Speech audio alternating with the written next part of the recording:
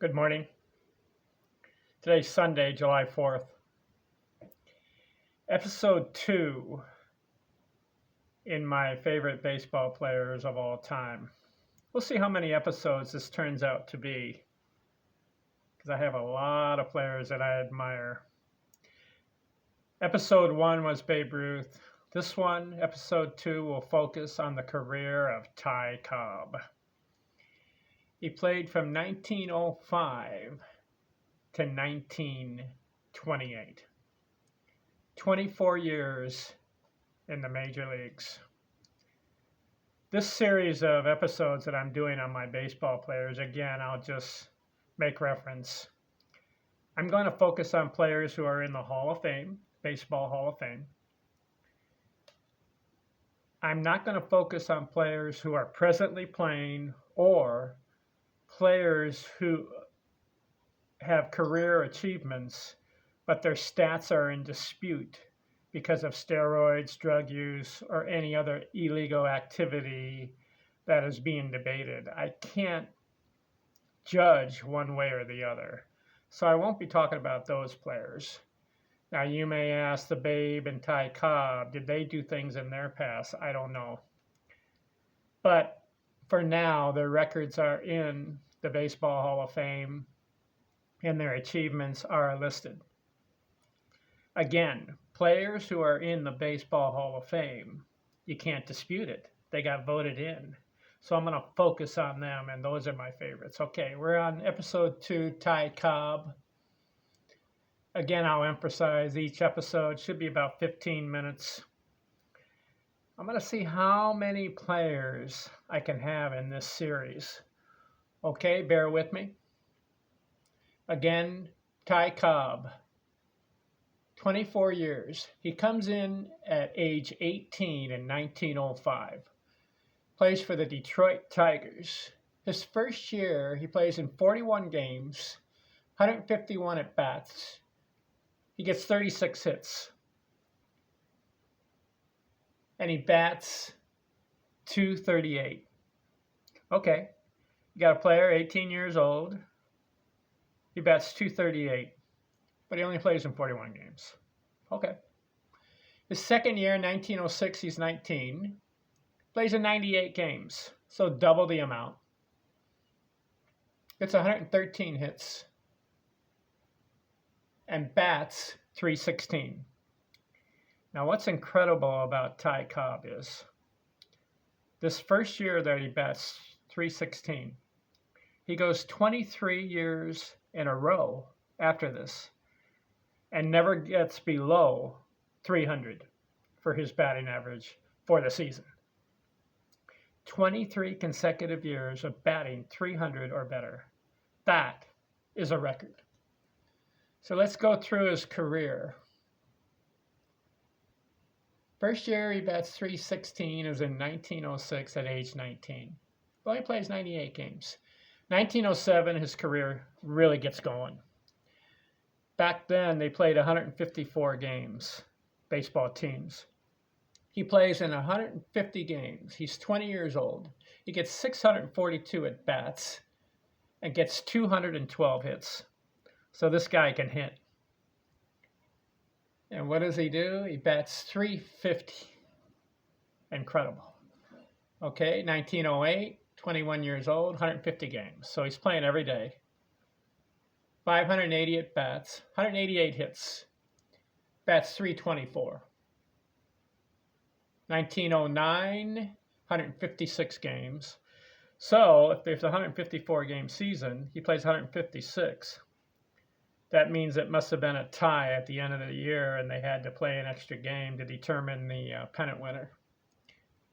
Gets 655 hits, and this is his highest hit total, 216 hits, and bats .377. Whew. He's 22 years old and bats .377. So he's a legitimate hitter in the American League playing for the Detroit Tigers. 1910, 140 games. He misses 16 games, but he still manages 194 hits and bats .382. So this is his highest batting average so far at age 23. 1911, 24 years old, 146 hits, or 46 games. So he misses 8 games.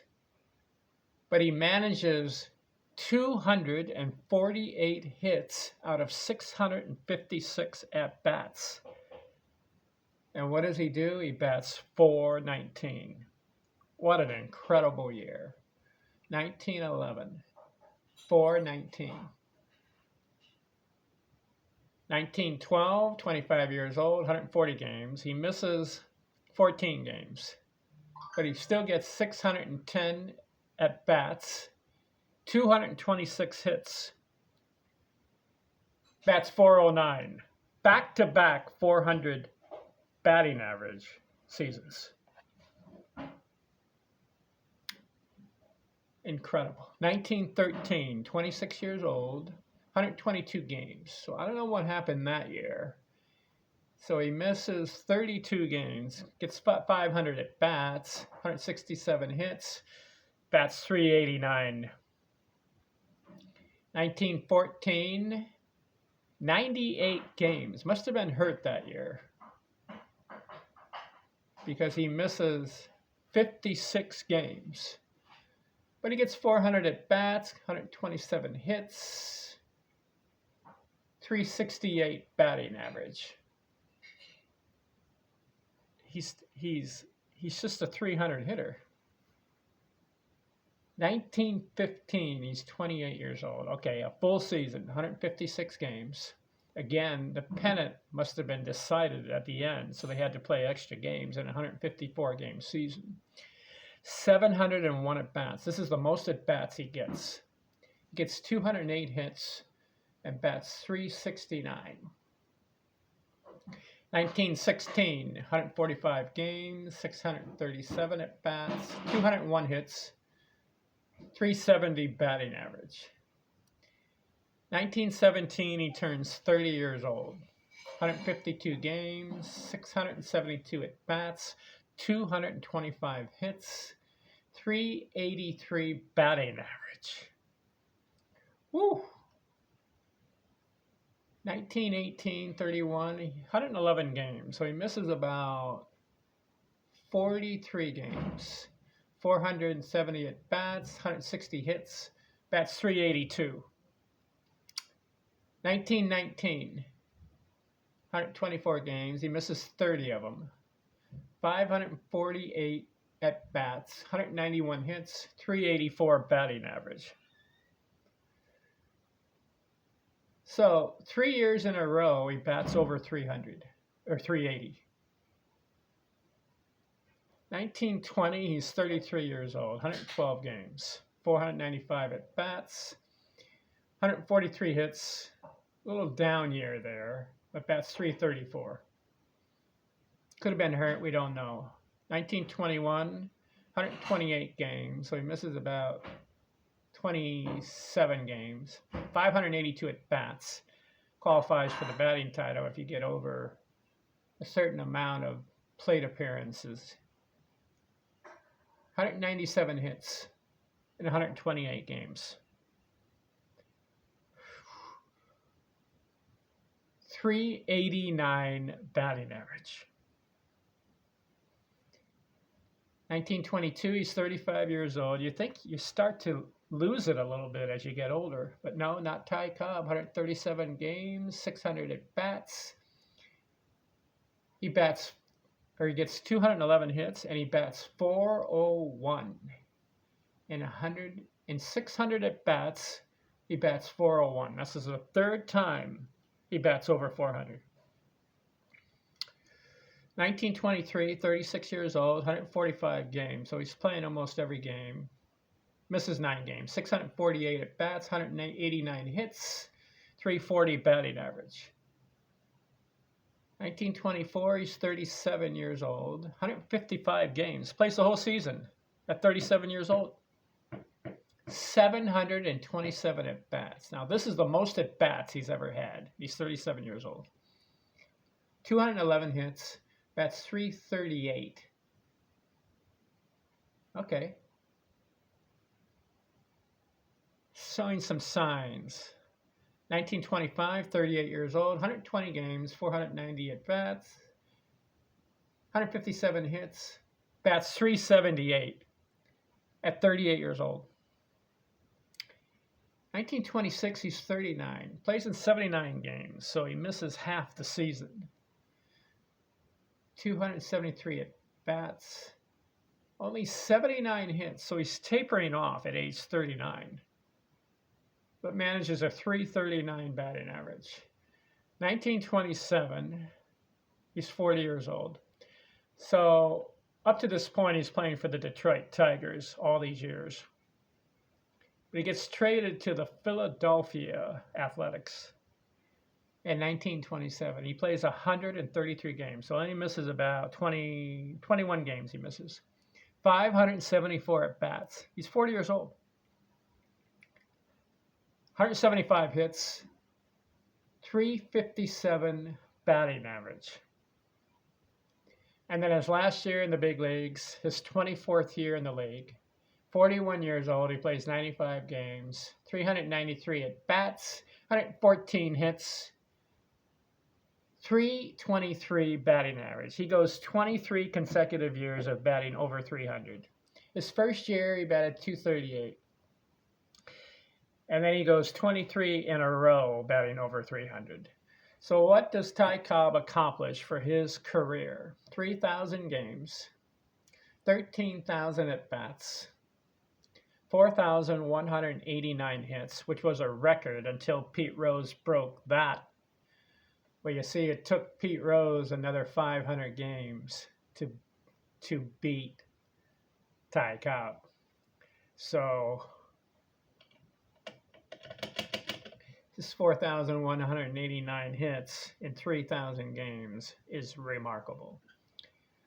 Hits 117 home runs, not a home run hitter. But he does have 1,944 RBIs. And he scores 2,245 runs, which was a record until Rickey Henderson broke that. He steals 897 bases, which was a record until Rickey Henderson broke that. But here's a record that will not be broken. A lifetime batting average of 366. So now you know why I have Ty Cobb number 2. What are some of his records? He stole home 54 times. He had 46 inside the park home runs. 1907, he led the American League in RBIs and hits. And then this is a record that won't be broken. 12 batting titles. The next closest, Tony Gwynn and Honus Wagner have 8. Stan Musial has 7. 12 batting titles. 1908, he leads the league in triples.